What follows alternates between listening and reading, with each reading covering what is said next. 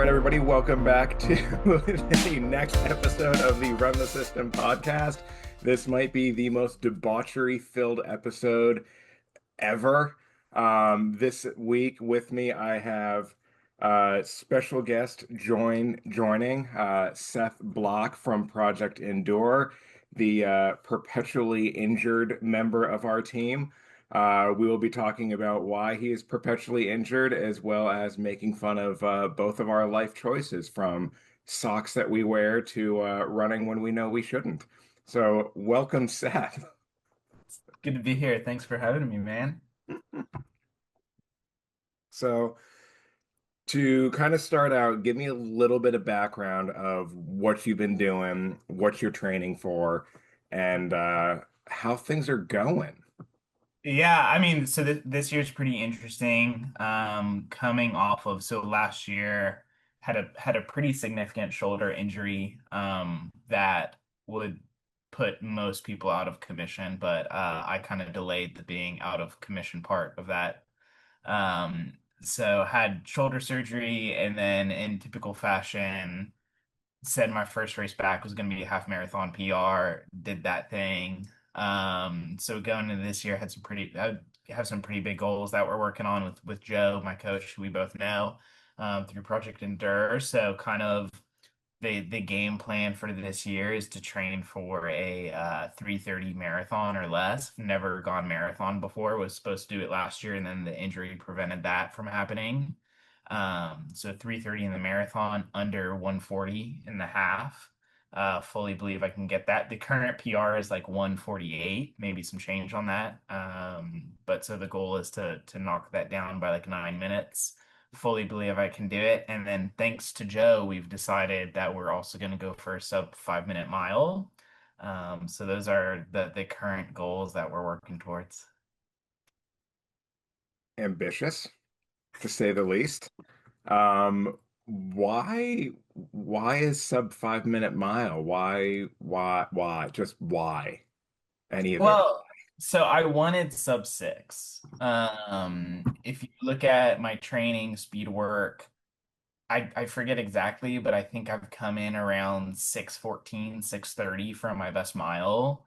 And last time we were in Philly talking with Joe, I said, "Hey, like I really want to get a sub 6 mile."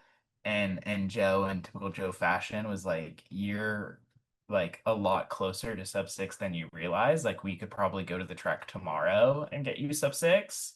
He's like, mathematically, I think sub five is really possible. So we should go sub five. And it was like, all right, let's do sub five. Now, once again, this isn't like over the course of a marathon or something, right? Like we're not talking consistent Yeah, sub 5 miles over a race. We're talking like maybe a 1 mile a race speed all mile, out. yeah. Yeah. So how would that translate to a beer mile for you? I mean, I guess if we're I don't know the math on this, but I guess the math would say like a sub 5 mile translates to what, probably sub seven beer mile. Probably. I mean, probably a sub six if you do like 15 seconds to down a beer. I mean, it depends, right, on the physics of like chugging the beer. Also, what kind of beer too, because there's some that are a Yeah. lot better to get down than others. Yeah. I mean, if we're talking something that's going to take 30 seconds to, chug, that's 2 minutes right there. Yeah. We have things to test in Ew. the coming months, In November in Philly. right? So going back to when you were talking about your shoulder injury and you said it would take most people down. Why didn't it take you down? Um, I'm stubborn. I think it's one of those things, and I don't recommend anyone ever do this. And actually, this rule has changed a little bit for me this year, but I've typically approached racing with this rule that like once I sign up for the race, like the contract is signed and like we do the race no matter what. I did pull out of a race earlier this year for a number of different reasons we can get into, but typically once I sign the contract, I don't pull out. So like I've never really bought the like race insurance on it because I'm very much like Mhm. if I'm gonna show up no matter what. The only way I'm not showing up is if they cancel the race, then I'll get my money back anyways. And so when I had injured my shoulder, we were actually getting ready for another PR attempt in the half, because I'd PR'd in San Francisco in November. And then pretty quickly after San Francisco, I was running Dallas half. And at that time, it was like, well, if you can PR in San Francisco where there's hills galore, you can PR in Dallas in a few weeks. And then ironically, in between San Francisco in November and then Dallas in December, I got a pretty bad case of bronchitis. Side note, ran an 8 miler race during that bronchitis bout, but was coughing so much, had a rib injury. So hadn't really ran much going to Dallas, still had rib pain, and was like, I forget, I was a few minutes off the PR in Dallas. I was pretty mad. So I immediately turned around, signed up for Cowtown in, I think it was like end of February as my revenge race for 2025 to get that PR. And essentially, literally during the training, just had debilitating shoulder pain. And long story short, turns out I had 3 tears in my shoulder. But I remember when I went to meet with my orthopedic, who's a solid guy, I trust him a lot. Kind of told him like, yeah, my shoulder hurts really bad. Every time I run, it feels like it's gonna dislocate and like pop out of the socket. And was just kind of describing everything. And he was like, well, based on your symptoms, he's like, there might be a tear in there. And I was like, there's no way. I was like, no, I didn't do anything to like tear it. I Like didn't nothing. hyperextend it or like, yeah. Yeah, like it just started hurting, right? And he's like, there could be a tear in there. And I looked at him and I was like, well, I've got a race in like 3 weeks. I forget what the time was, but it was like 3 weeks, 4 weeks, whatever. I was like, we've got a race coming up and I'm not dropping out. So tear or no tear, well, what are we doing? And he looked at me and he's like, well, you're gonna get a cortisone injection today. You're getting an MRI like as soon as they can schedule it, and we're gonna start you on PT tomorrow. And then ironically, the only way I could actually run, because literally anytime I would run, it was like debilitating pain. Shoulder always felt like it was just gonna pop out of the socket, is I got on Amazon like this sling. It wasn't like your typical like Mhm. sling you'd see people in. It was like it allowed me full range of motion, but kept everything kind of strapped Was it one of the in. shoulder slings that kind of comes Yeah. up and like an Yeah. almost like an external like deltoid? Yeah, 100%. Is I bought one of those on Amazon like a week or two before the race and tested it out, and it was the only thing that would like keep everything kind of in place. So I ran Fort Worth, but then in 2025, my A race, the biggest race I was actually going to run was Broad Street, which is, it's the biggest 10 miler. There's a whole backstory we can get into or not about why that race was so important to me. But at the time, my lottery submission was pending. And so I had told my surgeon, because we found out that sure enough that I had 3 tears, I told him, well, I'm not doing surgery if I get into Broad Street because I can't defer this race this year, Mhm. for a number of reasons. You can defer Broad Street, but I didn't want to do it. And so we decided, yeah, we'll see what happens with Broad Street. Sure enough, I got in. That was in May. And so I said, well, then I'm not having surgery till after May. And then ironically, in between that diagnosis in like February and Broad Street in May, I signed up for a 10K. And then I had also signed up for a thing to run 3 half marathons 3 days in a row. So it was a half marathon a day for 3 days straight. So my April, like over the course of, I forget what it was like a month, I had 5 races on the calendar, including a weekly distance I'd never done. I'd never done that much volume over the course of a week, let alone 3 days. So Joe was not happy about that one. But then essentially after that, so I had surgery June, shut it down. Wasn't cleared to run for 81 days. So day 81, we finally started running. So that was October. And then Joe and I did a quick ramp up build for a December PR and a half. You're fucking insane. Your face says it all. It it does. I hope you guys are watching this on YouTube because I've heard some of this story before, but not in as much detail. And Seth is the epitome of do as I say, not as I do. The actual crazy thing too is like the original plan was to keep the injury a secret with no one really knowing about it, but going into Cowtown, I couldn't because like there was no way to hide the brace unless I was wearing like long sleeves, and I didn't want to race in long sleeves because I get super warm. So there's no way to hide it. And so people would like people were out. Like a friend of mine was in Fort Worth for the race and he saw me run by and he's like, "What is on his like shoulder?" And then like all of the photos, you can clearly see the sling. And so I kind of had to tell people like, "Yeah, I've got an injury." So yeah, people weren't happy with it, It's but yeah, not it just was an pretty neat. injury. A minor sprain is an injury. A hyperextension is an injury. A twisted ankle is an injury. You are chronically falling apart is your diagnosis. It's all relative. Yeah. Yeah. So with the stubbornness you mentioned, where does that mentality come from? Because as Joe said on one of our calls, he can give you the most ridiculous out-of-pocket workout and you'll do it. Where does that mentality come from? How have you built that within your life? Yeah, my running journey is kind of interesting. I think, it's not unique in some ways. I think a lot of people that get into this sort of crazy world of endurance sports, there's a similar thread with a lot of people where you kind of get into it from a place of like trauma, right?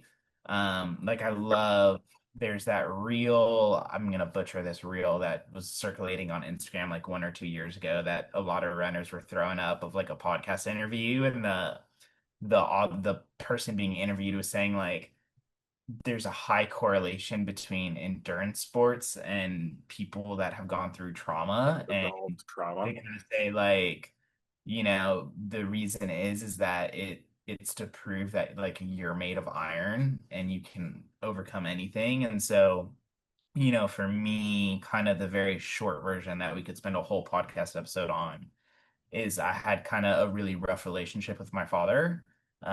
Growing up, to my knowledge, we really weren't that close. I don't really remember actually most of my childhood. My mom has said that like when I was like a little kid, we were very close. He was like very family oriented. I'm gonna be honest, I don't remember any of that. But then much later in life, we had our issues, and very long story short, we kind of disowned each other. And then in 2020, during COVID, he had a stroke and was subsequently diagnosed with dementia, to where suddenly a lot of our issues made sense. And so that was a really tough chapter to navigate, not only personally, but then with my family. There was a lot of kind of stuff going on. And then, within I think it was like 3 or 4 years later, he actually passed. We had just moved him into a nursing home facility. And then within a year of being moved in, he passed. And so that was where I was already running, but that was where running sort of really became an outlet for me, was after his passing. And it really kind of became a way to navigate feelings, emotions, anger, anything like that. And so, it started as a way to like, it's terrible to say it, but like self-harm in like a healthy way, right? Because there's a It's lot all of relative. there's a lot of emotions you're processing and regrets and stuff like that. And obviously, if you're going out and like drinking, right, people get a little concerned. Mhm. But if you're just running all of the time, people are like, "Oh, he's super healthy. He's just running, right?" He's And it's like, super fit. Like he's great. yeah, He's it's fine. like, no, I'm just using my body as a human punching bag. Like Uh, I could be doing black tar heroin, but instead yeah. I'm running the cartilage out of my joints. Yeah. So, I mean, that was where I really started running, and you kind of see it in my race schedule for that year. He passed in 2023, and 2024, I was racing all the time. There was very few months where I didn't have a race on the books. It was just back to back. I was in a constant build, essentially. And so for me, that kind of never quit mentality honestly kind of just comes from that perspective of going through something really hard and challenging. And like a lot of the times when things get difficult, whether it's in a workout or a race, especially in a race, I sort of go back to that place that I was in at that time. And it kind of gives you the fuel to keep going because it's like, well, if I can overcome that stuff, like this is nothing. And so that's why I was actually talking to someone a while back, and I was like, if you look at a lot of race photos of me, I don't look happy. Like, you know, most people in the race photos, they're like smiling, they're I'm yeah, happy they're to giving be peace here. signs, all that stuff. Um, Very few do I look that way. And I think it's because one, like when I do race, a lot of times I'm trying to PR, right? I've never done like a fun run before. But then I think too, it's like when it inevitably gets hard in a race, because like I don't care how experienced you are, what distance you're doing. Like if you're racing, it's always gonna get hard at some point. Mhm. Um, every race, like I go back to that dark place that I was in, right? I kind of channel those emotions, that anger, and bring that out, and then that keeps that fuel to keep going. It's I think you're right, and it is kind of a similar start to running and endurance sports that a lot of people have. It's there is a uniqueness in your journey, but the general like the correlation of people who have experienced trauma and who have Yeah. unresolved trauma and endurance athletes, that Venn diagram is pretty much a circle. Yeah, and like it's, I mean, I know sometimes people think of trauma and they think like trauma with a capital T, right? But even if you like look at lowercase t traumas, right? You really, once you throw that in there too, you especially see like a high correlation. And I think it's just because like when you get into this crazy world of endurance sports, whatever it is, cycling, Ironman, triathlon, running, like stuff's not easy, especially running, right? Like it hurts most days, especially now that we're in the summer and Yeah. like, here in Texas, it's like I went and ran this morning and it was already like 80 degrees with I don't even know how much humidity, right? Like the whole time you're out there, it's pretty miserable. And so I think it just kind of becomes a release and an escape. This was my run today was one of the first runs in a long time that I had to call it on and stop on. And I'm still kind of pissed at myself for doing it because Yeah, now like I feel fine and I'm like, why the fuck didn't you just do your last two repeats? Like you were right there. It's another 4 minutes of running or another 8 minutes of yeah. running. Like, but at the same time, like, and I don't know if that's part of like the healing part of you, the lowercase t trauma, or maybe the uppercase T trauma.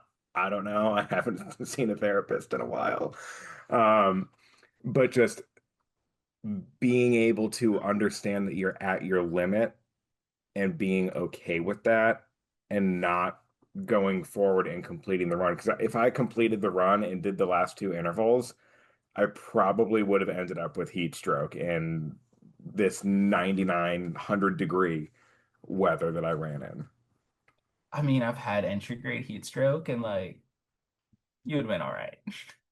I mean, yeah, I've had it before and like my vision kind of goes blurry and I like don't start driving for like 10 minutes just so I can sit in the cool AC to make sure I'm not actually gonna pass out. But like, it's still not great to be revving in the red all the time. F First time I went to medical was actually for heat stroke, like entry grade heat stroke. And what mileage race was that? It was a relay. It was a marathon, a relay called Beach to Bay. It's down in Corpus Christi, and so it's over Memorial Weekend, and it's a brutal race because Corpus Christi, for those that don't know, it's like Texas and the Gulf, super hot, super humid.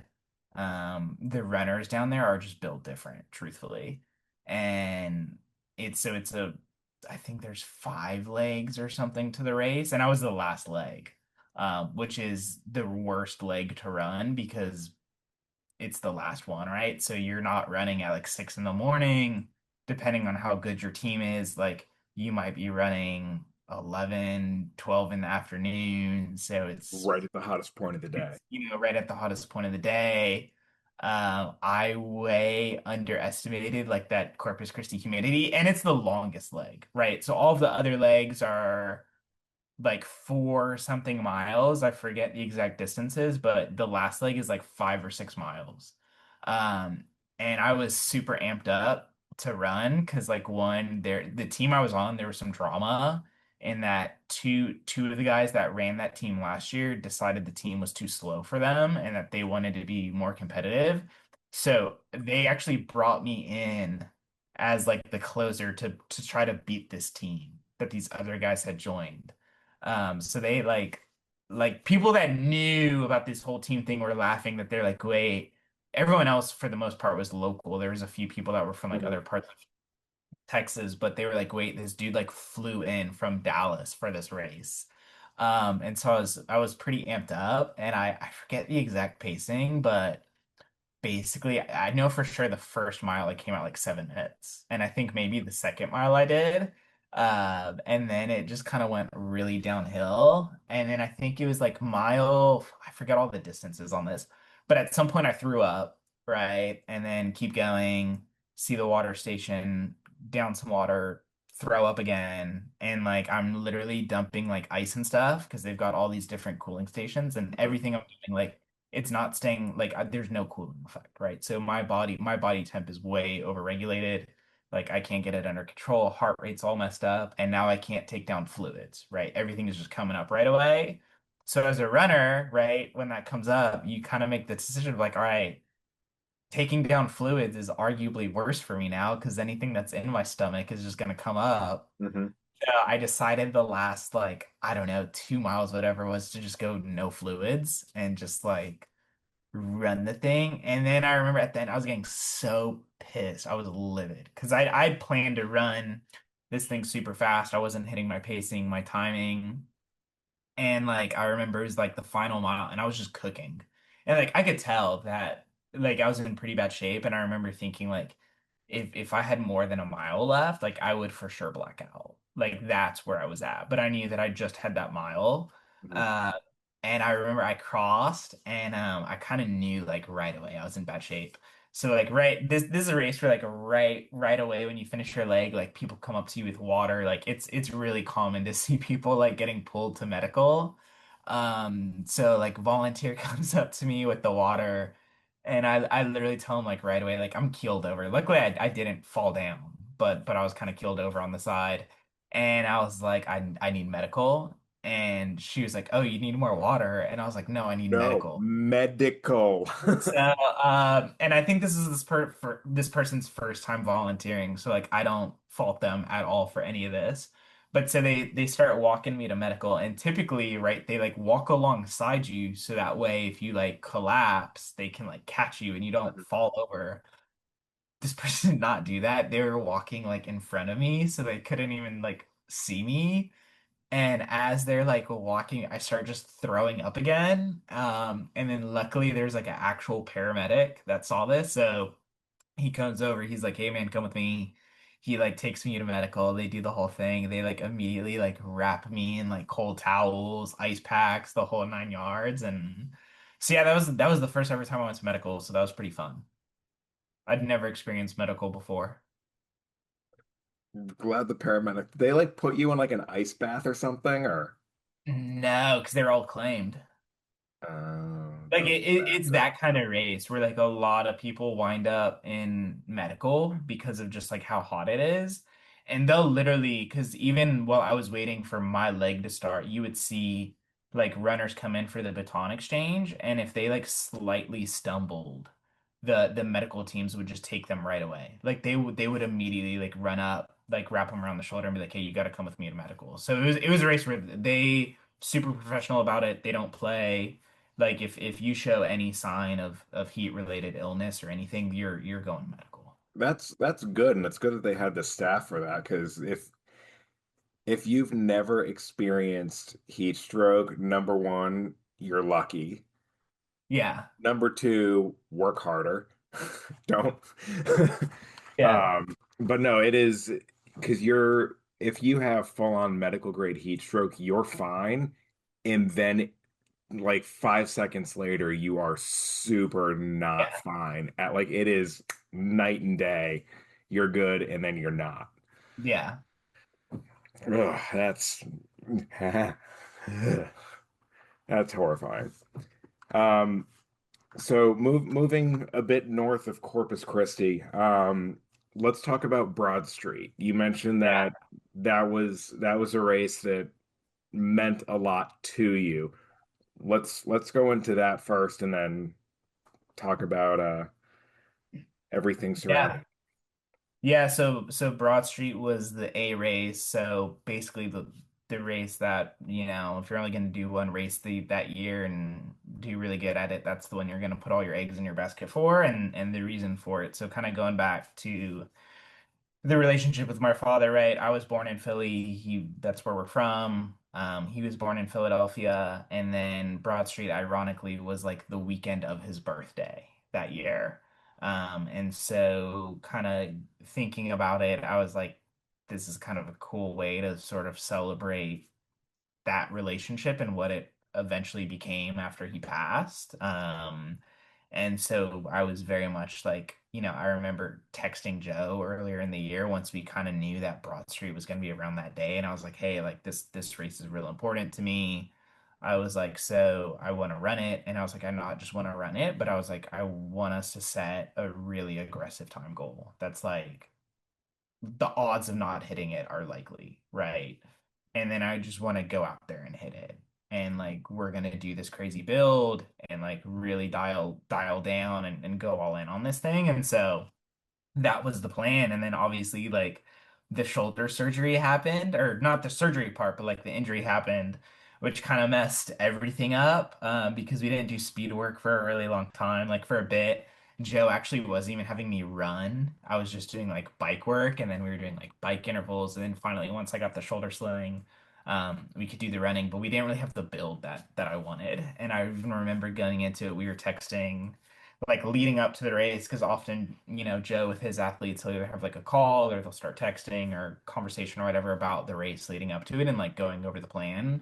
And I remember Joe and I were texting back and forth and he's like, there's no expectation on my end. Like whatever you want to do, I'm okay with it. And I remember telling him like, and this is like 48 hours before the race or something. So I'm in Philly.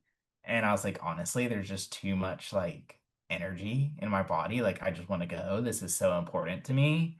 And I was like, we're going for it. And I was like, I'm gonna go out there, I'm gonna lay it all out there and drop the hammer.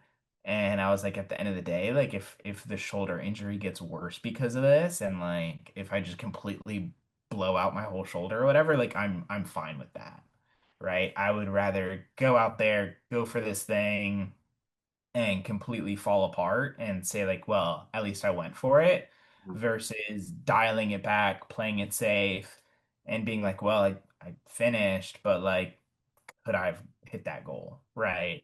Um, and so that was the plan. We didn't hit the goal. I forget what the goal was. I think it was like 60 to 64 minutes was the goal, and Holy it's a 10 shit. mile race. Yeah, it was. I think the high end of the goal was like 64 minutes was the plan, and I finished I think in 80 minutes.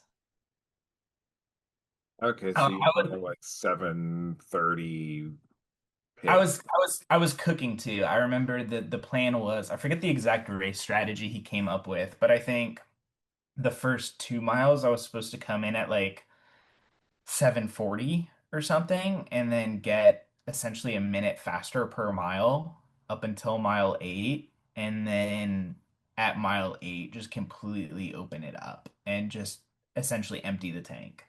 So that was the plan, and I think the first mile I came in at like 7:04. You're doing great, buddy. You're doing great. Y- and then at mile 5 I had a dip, and that was kind of what messed me up. And then it took me like a mile or two to get it back. But by the end of it, I was cooking again. I cramped up.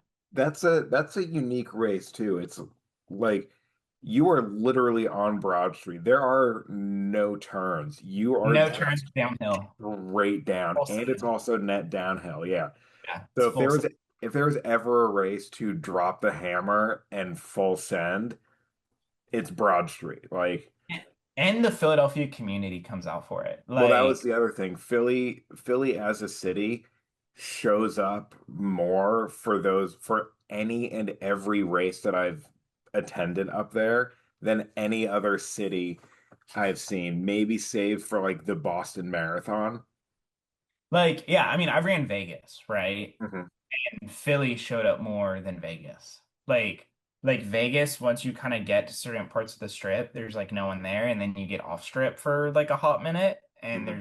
there's nothing, right? The only people that are out there are like the volunteers and the police keeping the roads closed. But then once you're back kind of more towards the strip that everyone knows, it shows up again, the city. Whereas like Broad Street, the whole way there's people, right? And it's And like, it packed. starts in a residential. It's not like there's one or two people there. It's like you have school bands, you have people Yeah. throwing out like pickleback shots, you have people like just cheering with signs and like calling you out like, there we go, gray shirt, let's go, keep going. Yeah. I It's loved it. yeah, Philly's awesome. So what's coming up later this year for you? I don't fully know yet. I haven't even told Joe Oh, this, so I don't should you? probably Oh, I don't you know? oh You don't well know? Really? You don't know what's coming up that we've decided you're doing? We don't know? it's all messed up now because I guess I could still sign up for the Freedom Challenge. Didn't But realize I was talking to a bitch. look, here's the thing though, is like like this is the challenge, right? That we're still trying to figure out. So I haven't told Joe this part, so I need to like text him before this goes live. But I did sign up for Dallas Marathon, which is like the safety race for if I can't get my 3:30 leading up to it, but that's real close to Philly. So I still have that challenge of do I try to find How another close to Philly? Dallas is like December 13th or 14th. So it's like a 2 or 3 week Yeah, that is really close. close. I'm at least pulling a month between my A race and Philly. Yeah. So either I say yes to Dallas, right, and make that the 3:30, or I need to find another race before November as a marathon. But in October, I'm doing Ragnar with John. So now, When luckily, the mileage for that isn't bad. It's like 15 miles or something. I Yeah, don't know. Ragnar's aren't usually bad. Is it a point to point Ragnar? I have no idea. I know nothing. I don't even know where we're going. Fun. I haven't even trained. Do we know what state it's in? It's in Texas. Do we know which quadrant of Texas? Nope. I know nothing. I'm just showing up the day of. So I've got the Ragnar in October. So what I might do is do the Philly half and try to do the 140 sub 140 for that because I fully believe I could get a sub 140 if I do it. I've talked like I've kind of looked at the numbers and everything, and I think if I really had a solid build with the right race conditions, easy I mean, sub 140. you could even do the Patriot Challenge and do the half and then 8K right after it and use that day as essentially like a long run in prep for Dallas. I guess. I don't the thing That's, that I I don't mean, like that's a about 17-mile long run. I know, but the thing that I don't like about that thing is like, I mean, granted, I'd be finishing well ahead of the time, but that transition between the two, right? I'd rather just run the full Yeah. distance versus like the stop, and then I'm gonna have to swap shoes because I'm not gonna wear the same shoes for the 8K that I'm gonna wear for the half. What would your shoe rotation be? I mean, if I can get another pair, because I might need to get new ones soon, but I love the On Echo booms to race in or the Boom Echoes or whatever. I always mess up the name, but Loud Boom Echo. yeah, that shoe has never led me wrong. Every PR I've consistently had has been in that shoe. Is that plated? Yeah, it's carbon plated, super light, Is it super comfortable. is it the carbon fiber plate or is it their like carbon fiber glass like because No, I think it's the plate. It's okay. like that actual, yeah.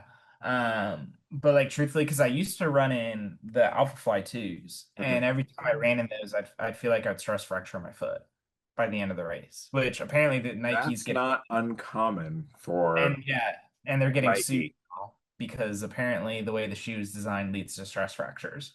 So yeah, so I don't run in those anymore. But then I had tried the on ones, Mhm. and first race out of that was a PR. And felt solid throughout. And so that's my go-to race day shoe until I because they discontinued it, which sucks. So either I got to go to like, I don't know, Zappos or something and buy a bunch of them, or I got to find something new. But so I'd probably do the half in that, and then for the 8K, I mean, the New Balance Rebel V5s are fun to run in as a training shoe. It's a good shoe. Rip the I Super do Cups. this might be a hot take, but I kind of like the V4 better than the V5.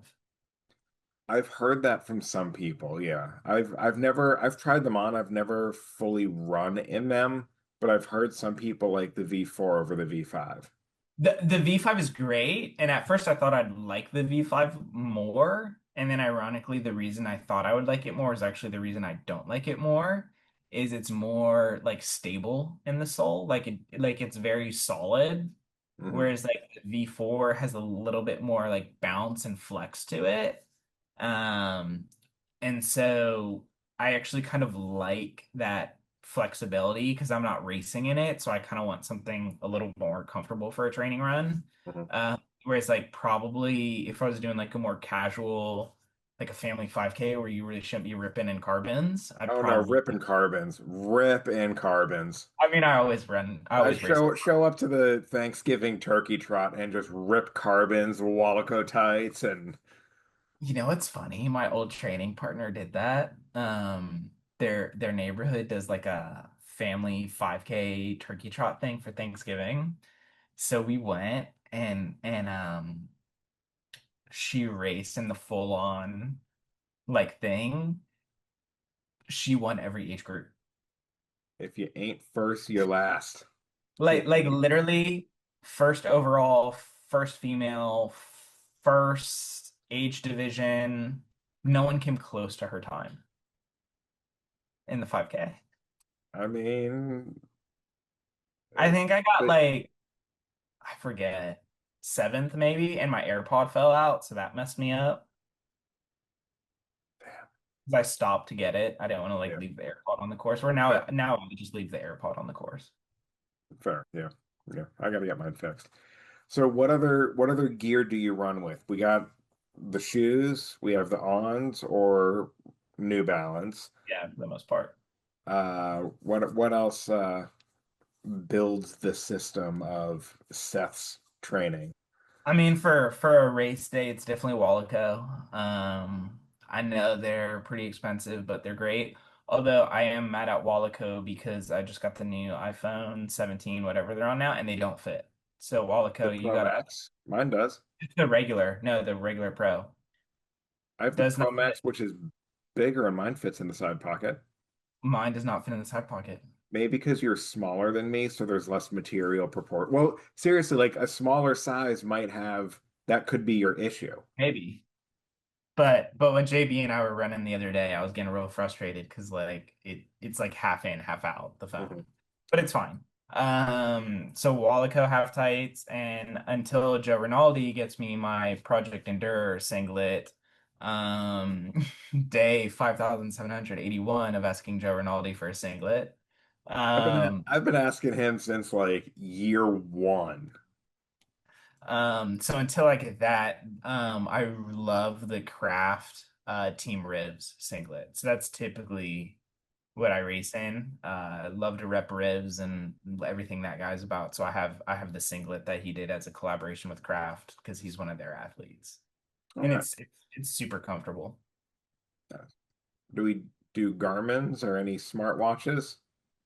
Phoenix 8 had to get the insane titanium. You know, I used to have the Forerunner 955, and that was great too. But then I really wanted the titanium, Hmm. And that's the only Nice. Like I I got and I'm not gonna lie. I didn't care about any of the other like actual runner things about it. I just wanted the titanium watch. it's just a beautiful watch. No regrets. Yeah, none. Yeah. So aside to kind of wrap things up, aside from going to therapy, what is a way that like or what's some advice that you would give people who might be closing in on that Venn diagram circle to get involved with running and to maybe understand more about how to get involved to productively work through, I will say, the stresses of life, not diagnosing any traumas immediately. Oh man. Um, just do the thing, honestly. Like I, y- I think so many people when they first get into running, they get so caught up on this like pace, distance, whatever, and it's like just go run, right? Like don't get too caught up in hitting a certain pace or something. Like that all comes with it later. Like truthfully, like when I first started running, I didn't know what the hell I was doing. I got roped into a half marathon or a half Ironman relay as the runner last minute. I wasn't even a runner. I straight up just showed up in like some basketball shorts with like Oh, Nike the basketball Pegasus. shorts for beginner runners. Yeah, If like there the was ever a Pegasus. red flag. Yeah, the 34 Pegasus by Nike. That's like an easy run daily trainer shoe. I didn't even have a watch. Like I was just out there in Waco running. And I remember even like at the time on the course, like if there's video of it, you would see me like yelling at spectators, like, what time is it? Because I was trying to figure out like how fast I was running because I didn't have a watch or anything. So I didn't know. Right. So I'd say is like you don't need the perfect training plan. You don't need like all the stuff. You just need to do it. And then like from the life perspective, I think like at the end of the day, everyone's got something going on, right? Like I don't care who you are, how perfect your life is externally. Everyone is navigating something on the inside, and like I think it's important at the end of the day to just like recognize that we're all human beings having a human experience, and there's something really fun in that, right? Even when it's like you're in the trenches, like I'm gonna butcher this quote. I don't even remember who said it, so I'm gonna like paraphrase this thing, but like the point of life is to come out of it like a little messy, scarred, bruised, beat up, because like that's what life is about, right? And so whether it's in life, training, whatever, like these things that come up that don't go our way, like that's what makes it fun because at the end of the day, when you get through it, and you will get through it, right, you're gonna look back on that and be like, oh wow, I did that thing. And I think that tying into like why I'll never like pull out of a race or anything like that is because at the end of the day, like yeah, in the moment, it's not fun winding up in the back of an ambulance getting O2. But like when you finish the race at the end and you do the thing, you're like, wow, I made it through that, right? And then that gives you confidence for the next thing. Absolutely. And kind of as you were saying earlier with like just go out and do it and you don't have to have the perfect training plan. Even if you have the perfect training plan, it's going to go off the rails at some point in your training. Like if it's a one car derailment or the entire train goes off the rails, the barn's on fire, dogs are barking, babies are crying, like it will go sideways. Your training will never be perfect. It just won't. Stop expecting it to be. You can even be like me and have a coach who gives you these beautiful spreadsheets with all the dates and everything you need to do with the coordinating tabs, and you go to the gym yesterday and you open the wrong tab and do the completely wrong workout and don't realize it till the end. I just started taking the workouts and like pushing them into Garmin Connect I'm because not smart enough to do that. I have like two alternating days. It's like X day and Y day. Yeah. So I just built the workouts in Garmin, and then I'm like Thursday is X day, Monday is Y day, Thursday is X day, and Got three. I only wanted two because I'm ramping up and doing 4 runs. I'm running 4 times a week, and I need a full day off to like recoup. Otherwise, I will go insane. I'll get a one-way ticket to a grippy sock vacation. What's funny is I'm waiting for Joe to text me to be like, what are you doing? Because like I have my designated run days, but then lately I've been also running on the days that I'm not running. And like I'm technically on like a mileage cap right now. But the thing is I realized so it's a mile to my gym and I walk and I'm like, why am I walking it when I can just run and get a mile in? So I'm running to my gym each day. So I'm waiting for him to be like, are you doing a run streak now? Like, why is it every day you have a mile on your tracker? It's, But I mean, if I'm gonna go do the distance, I might as well run it. I'll get there quicker. 20-minute I walk, have 8 minute nothing to mile. say against that. Nothing, nothing. But all right, thank you, Seth, so much for joining this week. It was great chatting to you as always, especially off script and out of pocket as For sure. always. So thank you again very much for being on. We will get this up as soon as possible. Sounds good, man. Appreciate you. Thanks for having me on. Absolutely.